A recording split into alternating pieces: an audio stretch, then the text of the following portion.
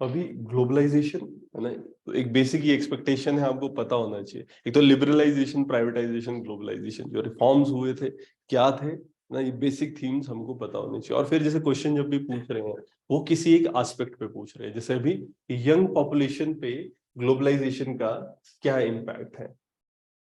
अगर इसको समझने की कोशिश करें, ग्लोबलाइजेशन क्या है, इंटीग्रेशन की प्रोसेस है कि हम आपस में इंटरैक्ट कर रहे हैं ना, पूरे ग्लोब में एक दूसरे से हम बात कर सकते हैं और ओवरऑल इंटीग्रेशन हो गया है। और क्या हम इंटरडिपेंडेंट हो गए हैं, एक जगह पर अगर कुछ हो रहा है ना, उसका इम्पैक्ट अब दूसरी जगह पर पड़ रहा है। ठीक है, और ग्लोब में कहीं पर, क्योंकि ऐसा हो गया ना, कोई चीज कहीं पर सस्ती है सब लोग वहीं से लेंगे, तो अब क्योंकि कनेक्टिविटी बहुत ज्यादा बढ़ गई, इस वजह से इंटरडिपेंडेंस बढ़ गई। और जब इंटरडिपेंडेंस होती है तो कहीं पे कुछ होता है, यूक्रेन में कुछ हो रहा है, हमारे देश के ऑयल प्राइसेस और फिर फूड प्राइसेस बढ़ रहे हैं। तो इसमें कहीं ना कहीं जैसे कंपनीज हैं, गवर्नमेंट्स हैं, ये अलग अलग नेशन के सब इकट्ठे आ रहे हैं, हमें बात कह रहे हैं कि यूनिवर्सल, ऐसा ना कि एक फैमिली की तरह सब हो गए हैं, ग्लोब पूरा है ना एक फैमिली की तरह है। तो यहाँ पर अगर हम देखें तो इसमें साथ में इकोनॉमिक और कल्चरल मैनिफेस्टेशंस भी आ रही है। अगर हम देखें कल्चर पे क्या ग्लोबलाइजेशन का इम्पैक्ट है, देखो ये भी पूछा जा सकता है, कल्चर पे क्या इम्पैक्ट है, ठीक है, इकोनॉमी पे क्या इम्पैक्ट है, ठीक है। और कहीं ना कहीं जब भी इम्पैक्ट देखते हैं, पॉजिटिव भी होता है, नेगेटिव भी होता है।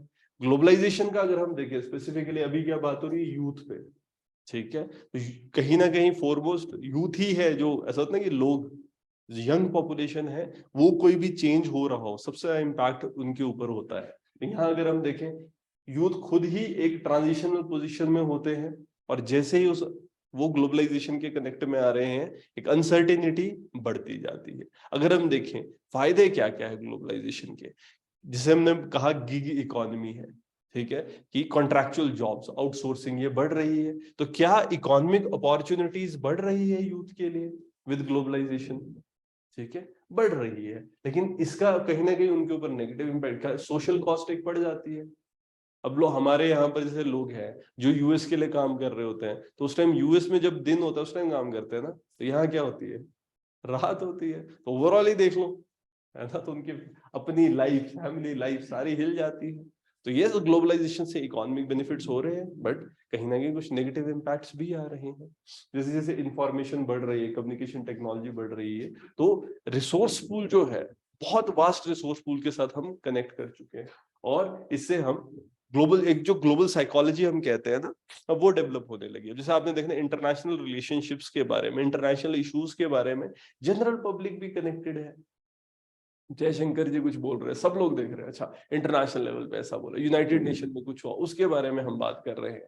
क्यों कर पा रहे हैं, है ना, आईटी है, कम्युनिकेशन टेक्नोलॉजी इंप्रूव किया है, और कहीं ना कहीं एम्प्लॉयमेंट अपॉर्चुनिटीज भी बढ़ रही है ग्लोबलाइजेशन की वजह से। एक ओपन मार्केट हो गया है, अगर आपके पास स्किल है तो आप पूरे वर्ल्ड में कहीं भी काम कर सकते हो जहां आपकी डिमांड है।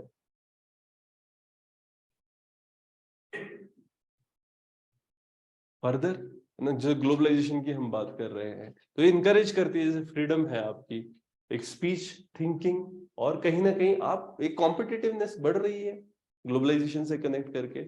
लेकिन जैसे अगर हम देखें, एक अर्बन पॉवर्टी ये बढ़ने लगी है। क्यों, लोग हैं, माइग्रेट कर रहे हैं ना, रूरल इंडिया से अर्बन इंडिया की तरफ जा रहे हैं, और जब वो जाते हैं, जैसे हम कहते हैं कि स्लम्स हैं, ग्लोबलाइजेशन की वजह से बढ़ रहे हैं। इन जनरल अगर हम देखें, हमारे यहाँ पर स्ट्रक्चरल इनइक्वालिटी सोसाइटी में थी, वो ज्यादा बढ़ जाती है। जो डिवीजन है हमारा, है ना, वो जैसे हम कह रहे हैं कास्ट, जेंडर, रिलीजन, रेजिडेंस, है ना कहीं ये बढ़ रहा है। ग्लोबलाइजेशन से लोग एक जगह से दूसरी जगह जा रहे हैं, जैसे ना हम बात करते हैं वेस्ट है, अब जैसे बाहर से कोई इंडस्ट्री आई, इंडस्ट्री की वजह से अब वो एक्सप्लॉइट कर रही है, या लोग हैं गांव में थे वो बाहर मूव कर रहे हैं, माइग्रेशन हो रही है, उनका एक्सप्लॉइटेशन हो रहा है। तो कहीं ना कहीं वल्नरेबिलिटी और इनसिक्योरिटी यंग लोगों में बढ़ रही है, ठीक है। फर्दर हम बात करते हैं, जैसे ग्लोबलाइजेशन है तो क्या वेस्टर्न वैल्यूज आ रही है, ठीक है, कि हम नहीं देखते, हम जी फ्रेंड्स देखते हैं, है ना, कि जो लोकल, जो इंडिया का वो जो बन रहा है सोप्स बोलते हैं ना, जो चले हुए डेली सोप्स, कि वो तो जी बोरिंग होते हैं, हम तो हॉलीवुड को फॉलो करते हैं, ठीक है, वो चीज हो रही है। तो कहीं ना कहीं वेस्टर्न वैल्यूज है उसको हम इम्बाइब कर रहे हैं, कल्चर को इम्बाइब कर रहे हैं, ठीक है ना। सब हमने वेस्टर्न ड्रेसेस पहनी है, अगर हम एक जनरल सी बात करें ना, सबने वेस्टर्न ड्रेसेस पहनी हुई है। तो ये क्या है, कहीं ना कहीं जो हमारी एक इंडियन आइडेंटिटी है उसमें मिक्स हो रहा है। लैंग्वेजेस, ग्लोबलाइजेशन से क्या हो रहा है, अंग्रेजी ये हमारे डोमिनेट है ना, लैंग्वेजेस जो इंडियन लैंग्वेजेस है उनको डोमिनेट कर रही है। जॉब भी किसको बेटर मिलती है, अब तो इतना हो गया कि कॉन्फिडेंस से कनेक्ट किया जाता है इंग्लिश को, कि कोई अच्छी इंग्लिश बोल सकता है तो वो कॉन्फिडेंट है, ठीक है, बाकी की कॉन्फिडेंस में भी इशू आ रहा है। तो ये सारे इश्यूज हम देख पा रहे हैं, ग्लोबलाइजेशन की वजह से नेगेटिव इम्पैक्ट आ रहा है ना। अगर ऑफिशियल यूज के लिए तो चलो लैंग्वेज की बात हम इंग्लिश की करते हैं, लोग नॉर्मल पार्लेंस में भी है ना, हर रोज भी इंग्लिश यूज की जा रही है, और होता है ना कि अपने आप को हाई फाई दिखाने के लिए। तो यस, और ऐसा नहीं है ना, ये सच में भी है। जॉब में अगर प्रेफरेंस की अगर आप बात करो, इंग्लिश स्पीकिंग लोग हैं उनको मिल रही है।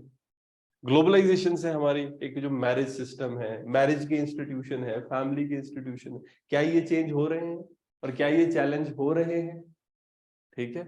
अब जैसे पहले होता था कि शादी जैसे ना एक बार हो गई तो जी 7 जन्म, एक जन्म के लिए तो करते ही नहीं है, 7 जन्म के लिए हो जाती है, ठीक है। अब क्या है, तो जो कहीं ना कहीं ब्रेकेज ज्यादा हो रही है, ठीक है ना, डाइवोर्सिस का जो रेट है वो बढ़ रहा है, इवन लिव इन रिलेशनशिप का रेट बढ़ रहा है। तो क्या हो रहा है, एक वेस्टर्न जो आइडियोलॉजीज है वो आ रही है, अपने एल्डर्स के कंपैरिजन में अगर हम इस चीज को देखें तो वो चेंज हो रहा है। फर्दर अगर हम ग्लोबलाइजेशन की बात करें, एक सोशियो इकोनॉमिक अनसर्टेनिटी बढ़ चुकी है ग्लोबलाइजेशन की वजह से। जो यूथ है ना, जॉब मिलेगी, अब 2008 में जब लोग पास आउट हो रहे थे, ठीक है ना, तो उस टाइम पर क्या क्या इश्यूज, उस टाइम पर रिसेशन आ गया, जो लोग कॉलेज में थे, है ना, यस, नौकरियां नहीं लग रही थी। तो वो जो है एक इन जनरल जो इंसिडेंस ऑफ डिप्रेशन है, सुसाइड है, वो बढ़ रहा है यूथ के अंदर। इसके अलावा जो इन हमारे ना एक सोचने का तरीका होता है, जैसे हम देखें रिलीजियस बिलीव्स और प्रैक्टिसेस यूथ की, है ना, वो चेंज हो रही है ग्लोबलाइजेशन की वजह से। आप देखो कितने लोग हैं जो एथीस्ट बन रहे हैं कि हम नहीं मानते भगवान को, हम नहीं मानते धर्म को, ऐसे लोग बढ़ते जा रहे हैं, है ना। तो रिलीजियस एक्टिविटीज में एक कल्चर ट्रेडिशन ना, कितने लोग हैं जो गांव के फंक्शनों में जाते हैं, छोटे छोटे फंक्शन हो रहे हैं उनमें जाते हैं, शादियों में जाते हैं। एक सिस्टम ऐसा बन गया ना, देखो जैसे बचपन से पढ़ रहे थे, अब शहर में कोई बच्चा पढ़ रहा है जी, अब हर हर मंडे को तो उसका टेस्ट है ना तो जैसे हम पढ़े, हर मंडे को हमारा टेस्ट होता था, संडे को तो मंडे की टेस्ट की तैयारी करनी होती थी, ठीक है, फिर हाफ ईयरली फाइनल, जिंदगी इसी में निकल जाती है। फिर जैसे 8 9 10th में आए तो क्या होता है कि कोचिंग ट्यूशन लगा लो, सर्दियों में पहले ही सिलेबस पढ़ के जाओ, है ना, और उसके बाद जब कॉलेज में फिर एक वो एक रेस जैसी है, फिर उसके बाद एम्प्लॉयमेंट, जॉब। तो वो जो प्रोसेस है, अब कोचिंग कर रहे हो, अब 1.5 साल कहीं नहीं जा सकते, 1 1.5 साल बस मेहनत करो, प्री निकालो, मेंस निकालो, इंटरव्यू दो। तो कहीं ना कहीं जो हम कह रहे हैं ना कि जो कल्चर से कनेक्टिविटी थी वो ब्रेक हो जाती है, ठीक है, आपकी जो आइडियोलॉजी है वो शिफ्ट कर रही है। और जैसे नेट पे चीजों को देखते हैं तो यस, कंज्यूमरिज्म बढ़ता है, जिन चीजों की जो पहले एक लग्जरी होती थी अब वो क्या है, अब वो ऐसा है कि चाहिए, वो नेसेसिटी होने लगी है रोजमर्रा की। तो कंज्यूमरिज्म का कल्चर हमारा बढ़ रहा है। कुछ अगर आपने एक बार देख लिया, बार बार वही दिखता रहेगा जब तक खरीदा नहीं, ठीक है। वो क्या बोलते हैं, विश लिस्ट में डाल दो, तो जब आपने कुछ विश लिस्ट में डाल दिया फिर आपको बार बार दिखेगा, फिर बंदे का मन करेगा, लेना पड़ेगा, ठीक है ना। तो यहाँ पर फिर साथ में वो एड्स आती है कि अब तो खरीद लो, अब इतने % कम हो गया, 10 रुपए कम हो गया, फ्री में डिलीवरी हो जाएगी। तो ये सारी चीजें क्या है, कंज्यूमरिज्म बढ़ रहा है। इसीलिए अगर हम देखें, है ना, और शिफ्ट किस तरफ हो रहा है, जैसे फैशन है जल्दी जल्दी चेंज हो रहा है, और हम किसको फॉलो कर रहे हैं, वेस्ट को, ठीक है। बाहर क्या हो रहा है, इंग्लैंड में आजकल क्या पहन रहे हैं, अमेरिका में क्या पहन रहे हैं, तो इस वजह तो एक चेंज आ रहा है।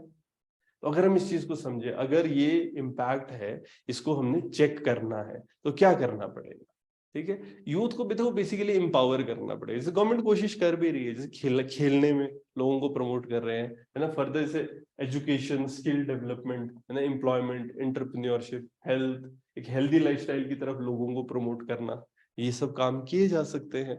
जिसे हम देखें, जैसे नेशनल यूथ पॉलिसी है जो हमारी निकली थी 2014 में, इन्होंने किस चीज पे फोकस किया था, यहाँ पर सोशल वैल्यूज के बारे में बात, ये बड़ा एक मेजर शिफ्ट आया था। जैसे हम कहें ना कि जो सोशल वैल्यूज है, है ना, कम्युनिटी में एंगेजमेंट है, लोगों की पार्टिसिपेशन है पॉलिटिक्स में, गवर्नेंस में, यूथ को एंगेज करना, और सोशल जस्टिस की बातें, ये सब एक वो ना पैराडाइम शिफ्ट की हम बात करेंगे। इवन पॉलिसी मेकिंग में भी हमको एक शिफ्ट लाने की जरूरत है, ताकि जो ग्लोबलाइजेशन है ना, उसका जो इम्पैक्ट, पॉजिटिव इम्पैक्ट तो देखो लेने चाहिए। ये टेक्नोलॉजी आई है, नोबडी कैन क्वेश्चन दैट, है ना, इतनी टेक्नोलॉजी हमारे पास आ गई है। पढ़ने का ही देख लो कितना हमारा चेंज हो चुका है तरीका, ठीक है। आपको कोई भी बेस्ट नॉलेज चाहिए, आप किसी भी बेस्ट यूनिवर्सिटी की जाओ, वेबसाइट पे उनकी वीडियोस वगैरह देख सकते हैं, ठीक है। चेंज आया है, टेक्नोलॉजी आई है, उससे एम्प्लॉयमेंट आई है, तो देखो बेनिफिट भी बहुत है। जो सोशल टैबूड चीजें थी उनको क्वेश्चन किया गया, ठीक है ना, ओवरऑल वो चेंजेस है। तो यस, जो पॉजिटिव चेंजेस है वो हमने रखने हैं, जो नेगेटिव इश्यूज है उसको हमने चेक करना है, ये एस्पेक्ट रहेंगे।